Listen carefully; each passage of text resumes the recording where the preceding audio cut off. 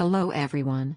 On this channel, I feel that information about what is happening in China is often not correctly conveyed to countries other than China, so I will be disseminating the information I have gathered in English. I'm getting information from multiple media, so I'd be happy if you could comment on the content of the video. Also, English is not my native language, so I use an AI speaker to create the voice to convey the information correctly. I'm very happy that it seems that everyone's eyes are on it little by little. As the world situation becomes unstable, I feel frustrated that information about the economic superpowers is not properly disseminated overseas. Not all of my information is correct, but I'm happy to hear that there is such information. This time I haven't touched on it until now, but it's about Taiwan. Not long ago, President Tsai visited the United States. The Chinese Communist Party strongly opposes the visit to the United States. There was an incident in which a Chinese attacked a Taiwanese who welcomed President Tsai in the United States. The Chinese Communist Party monitors Chinese in foreign countries and in some cases uses them as one of its pawns.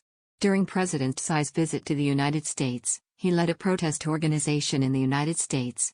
It not only incites protests but also acts of violence. Twitter posted a video of a Chinese man trying to jump kick a Taiwanese who welcomed President Tsai. It's not only annoying for Taiwanese people, it's also annoying for Americans. A lot of Chinese people live in America now. Not all of them, but they are under the surveillance of the Communist Party, and if they exist as minions, it is also a problem for national defense. It goes without saying that violence in America is a crime. To carry out such illegal acts in broad daylight means that there is no awareness of legal compliance.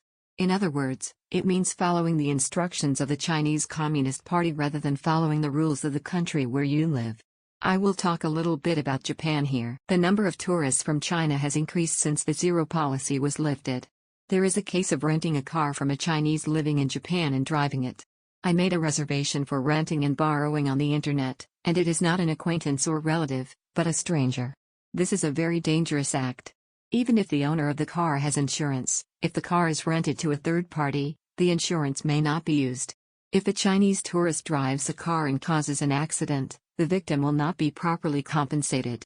In the first place, lending a car for commercial purposes is illegal if it is done without notification.